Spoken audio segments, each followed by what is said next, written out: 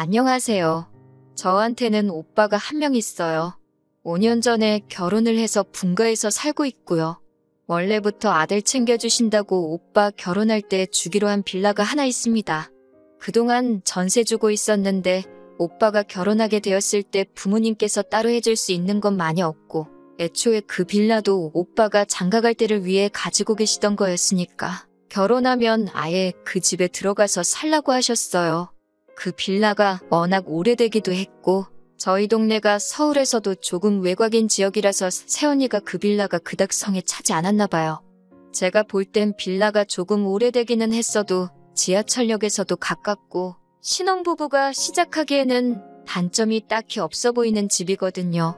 그런데 새언니는 집이 조금 작다, 리모델링 하는데 들어가는 돈이 더 들겠다, 주변 환경이 별로 안 좋은 것 같다 등등 이런저런 이유를 대면서 조금 내키지 않아 하는 게 눈에 보이더라고요.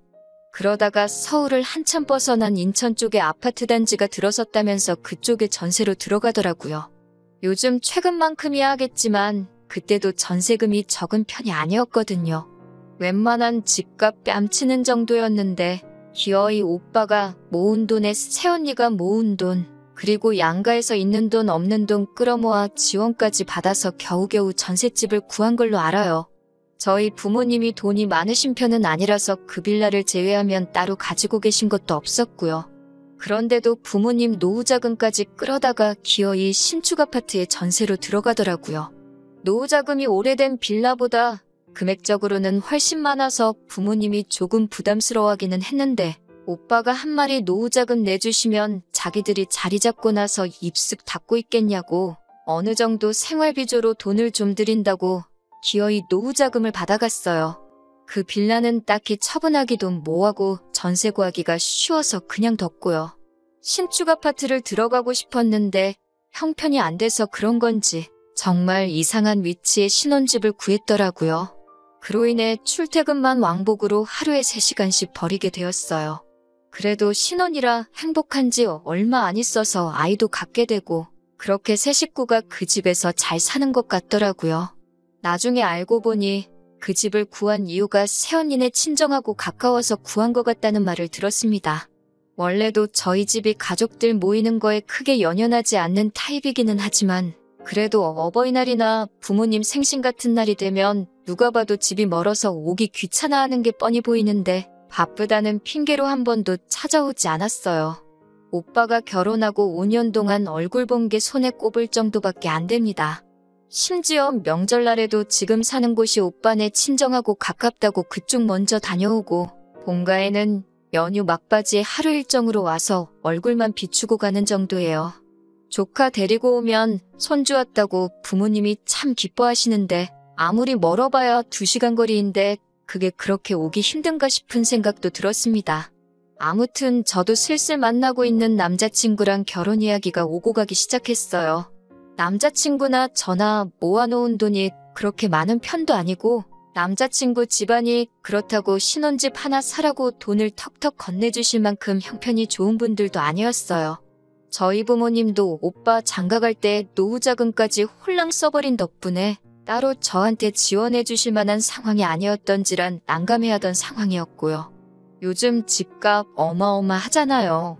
그래서 그냥 월세살이를 해야 하나 아니면 저도 남자친구와 제가 대출을 있는 대로 땡겨봐야 하나 그렇게 하루하루 어떻게 해야 고민하던 찰나에 부모님께서 마침 올해 말에 빌라 전세 계약이 끝이 나니 그때 되면 그 집에 저희가 들어가서 살라고 제안을 하셨어요.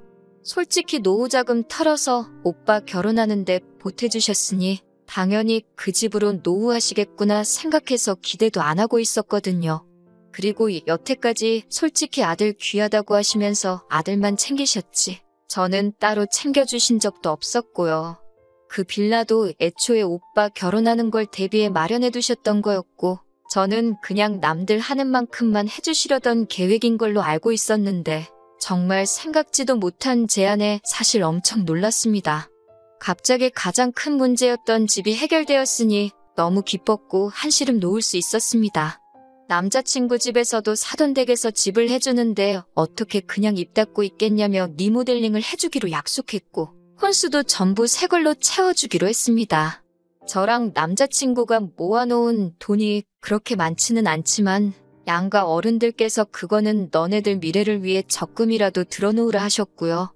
아무튼 그렇게 이야기가 끝나고 저희는 연말에 전세 계약 만료되는 거에 맞춰서 결혼식을 올리려고 준비하고 있었는데 얼마 전 어버이날에 오빠네 부부가 웬일로 본가에 왔었습니다. 평소에는 바쁘다고 코빼기도 안 비추던 사람들이 무슨 바람이 불어서 어버이날에 왔나? 이제 철이 좀 들은 건가? 그런 생각을 했어요. 그도 그럴 것이 오빠가 결혼하고 나서 어버이날에는 항상 전화 한 통과 용돈 10만 원으로 퉁치는 게 전부였거든요. 아무튼 어버이날에 손주까지 데리고 와서 애교를 부리게 시키니 저희 부모님도 싱글벙글 하시고 맨날 통장으로 10만 원씩 보내던 게 전부였던 사람이 부모님 앞에 봉투 하나를 들이미는데 얼핏 보더라도 100만 원 정도 돼 보일 정도로 두툼하더라고요. 속으로 결혼 5년 만에 진짜로 이제서야 철이 들었네 생각하고 있는데 갑자기 청천벽력 같은 말을 꺼내더군요. 지금 오빠가 전세로 살고 있는 아파트가 전세가 만기가 다 되어 가는데 전세값을 터무니없이 올렸다고 설명하더라고요. 이제 신축도 아닌 아파트를 가지고 욕심이 많아서 돈을 그렇게 올렸다고 말하는 거 보니 신축 아파트 아니라서 질렸다는 말처럼 들리기도 했는데 아무튼 그 오른 전세를 주고 재계약을 하기에는 차라리 이사가는 게 낫겠다 싶어서 알아봤는데 당연히 그 집만 오른 게 아니라 그 주변 지역이 전부 다 올랐다고 하네요. 그래서 어렵사리 꺼낸다는 말이 이제서야 자기들이 볼품없고 오래돼서 살기 싫다고 거절한 제가 앞으로 결혼하고 난 뒤에 신혼집으로 쓰기로 했던 그 빌라에서 살 생각이라고 말을 꺼내더라고요. 부모님이 그 집은 갑자기 왜 그러냐고 하니 오빠는 옆에 앉아있는 새언니 눈치 보면서 우물쭈물하고 있는 게 무슨 꿍꿍이 속으로 저러는지 속이 훤히 보이더라고요. 대답을 이어나가지 못하는 오빠를 이어서 새언니가 대답하더라고요. 마치 부모님의 그런 반응을 미리 예상이라도 했다는 듯이 말이 술술 나오더라고요. 요즘 집값이 말이 아니라서 적당한 위치에 집 구하기가 하늘의 별따기라고.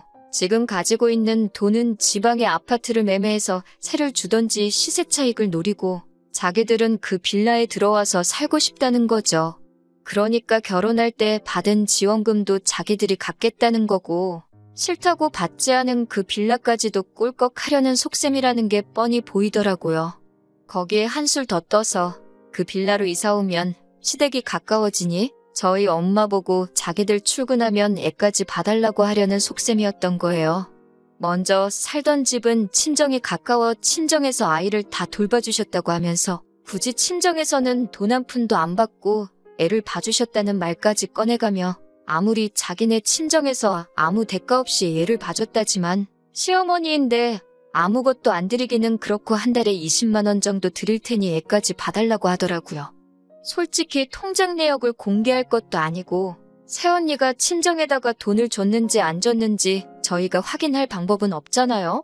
딱 하나 있다면 오빠가 사실대로 이야기하는 건데 오빠가 미쳤다고 사실대로 이야기할 리는 없을 것 같고 그리고 아무리 대출이 있어서 이자를 대출금을 상환하고 있었다고 하지만 두 부부가 5년 동안 맞벌이하면서 새언니 말 맞다나 새언니네 친정에서 아무런 대가 없이 애까지 봐줬다는데 집값이 암만 올랐어도 모아놓은 돈까지 해서 어느 정도 재산이 불어나 있어야 하는 게 정상 아닌가요?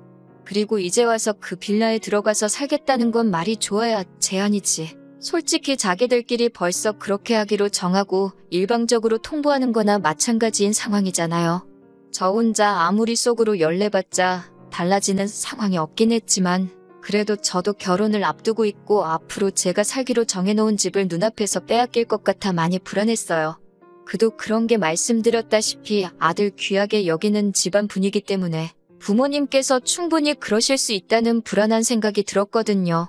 그래도 제 예상과는 다르게 아버지께서 그 집은 저희가 올해 말에 결혼해서 들어가 살기로 했다고 설명을 해주시더라고요. 이미 사돈댁에도 다 이야기가 된 상태고 무르기가 쉽지 않다고 하면서요. 저희가 살기로 했다고 오빠랑 새언니가 그 집을 포기할 거라는 생각이 들지는 않았는데 제가 살지 말아야 할 이유라고 되는 게 너무 어이가 없더라고요. 저희는 이제 새로 시작하는 신혼부부니까 그 집 포기하고 월세부터 시작해도 되는 거 아니냐고. 자기들은 아이도 있기 때문에 집이 꼭 필요하다고 어린 조카 앞세워서 저희 주기로 한 거는 있고 그냥 자기들 살게 해달라고? 오죽하면 이렇게 와서 부탁을 하겠냐고. 자기들이 가까이 살면 조카도 더 자주 볼 수 있지 않느냐. 애를 위해서라도 꼭 자기들이 그 집에서 살게 해달라고 아주 감정에 호소하더라고요. 옆에서 무슨 말 하는지 들으면서 참고만 있다가 왜 말도 안 되는 억지를 부리고 있느냐고 한마디 했어요. 새언니한테 바톤 터치하고 아무 말도 안 하고 있던 오빠가 그제서야 저한테 새언니한테 말버릇이 그게 뭐냐고 성질을 부리더군요. 화가 나서 오빠한테도 억지 좀 부리지 말라고 화를 내고 있는데 옆에 계시던 아버지께서 저보고 말이 많다고 조용히 좀 하라고 하셨어요. 속이 막 타들어가는 것 같더라고요. 이대로라면 제가 살기로 한 그 빌라를 빼앗기는 건 물론이고 어쨌든 해주기로 했던 거 뒤집는 거니 제 예비시댁 쪽에서도 그게 실망하거나 최악의 경우에는 사움으로 번져서 파혼까지 할 수도 있을 거라는 생각이 들던 찰나였습니다. 아버지께서 그런 상황이면 빌라에 들어가 살라고 하시더군요. 정말 그 순간에는 하늘이 무너지는 것 같았어요. 그런데 곧바로 이어서 하시는 말씀이 결혼할 때 지원금으로 받아간 노후자금을 돌려달라고 하시더라고요. 제가 결혼할 때 집을 해주기로 했으니 그 돈을 돌려주지 않는다면 그 빌라에 들어가서 사는 건 허락해줄 수 없다고요. 빌라가 워낙에 구축이다 보니 시세가 그렇게 비싼 편이 아니고 부모님이 오빠가 결혼할 때 내어주신 노후자금이 오히려 더 큰 액수였거든요. 예상 못한 대답에 저도 오빠도 새언니도 벙찐 상태로 아버지만 쳐다보고 있었습니다. 새언니가 이어서 말하기를 그 돈을 돌려드리기는 힘들 것 같다고. 사실은 애초에 그 빌라에 들어갈 생각으로 그 돈 가지고 지방의 아파트를 매매해 놓은 상태라고 이실직고를 하더라고요. 그러면서 또 조카 이야기를 꺼내며 우리는 애도 있고 앞으로를 위해서 그 정도 투자는 꼭 필요한 거라고 설명을 하는데 계속 새언니랑 오빠 이야기만 듣고 계시던 어머니도 옆에서 한마디 거드시더라고요. 너네는 어떻게 그렇게 사람이 이기적이냐고.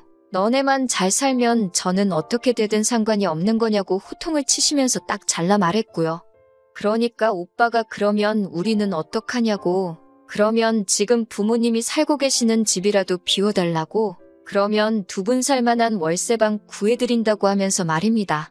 그리고 그 월세는 저랑 같이 돈 모아서 내드리겠다고 하는데 거기서도 제 의사 따위는 물어보지 않고 뻔뻔하게 행동하는 게 어이가 없더라고요. 아버지가 처음으로 오빠한테 화를 내셨어요. 아들 장손이라고 오냐오냐 키웠더니 경우도 모르고 지만 아는 아주 천하의 몹쓸놈으로 키웠다고 성을 내시더군요. 아버지는 오빠를 그 빌라에서도 살게 할 생각 없다고 했고 본인들 노후자금으로 준 돈도 돌려달라는 초강수를 두셨습니다. 새언니는 이미 증여해 주신 건데 그걸 어떻게 돌려주냐고. 그렇게는 못한다고 바닥에 드러누워 아둥바둥 악을 썼고 오빠는 나중에 다시 이야기하자고 말하고는 억지 부리는 새언니 데리고 일단 돌아갔습니다.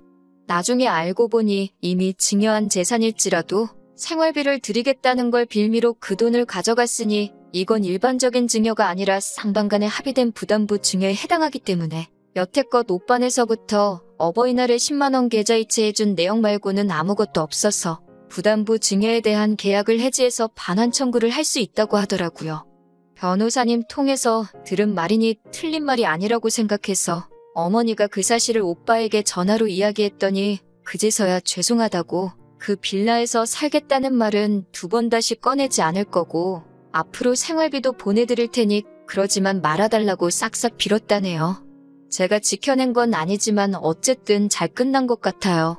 부모가 자식 사랑하는 건 다 똑같은 거라고 오히려 여태껏 차별받으며 자라왔다는 게 괜히 제 자격지심이 아닐까 하는 생각이 드네요.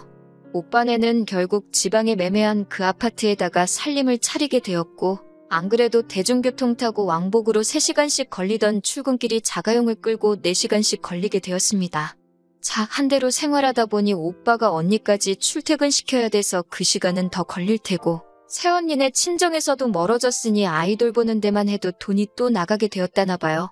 거기에 저희 부모님한테 약속했던 생활비도 드려야 하니 아마 조만간 지방에 매매한 아파트는 팔고 지들끼리 따로 월세 생활을 하던지 아니면 그렇게 싫다고 하던 구축 빌라 하나 찾아서 들어가게 될 것 같습니다. 다른 건 몰라도 오빠네를 보면서 주어진 것에 항상 감사하게 생각하고 겉으로 보이는 화려함보다는 내실을 더 다지는 게 좋다는 생각이 들어요. 앞으로 제가 결혼하고 나서도 오빠네를 거울 삼아서 항상 겸손하게 살아가는 방법을 배운 것 같습니다.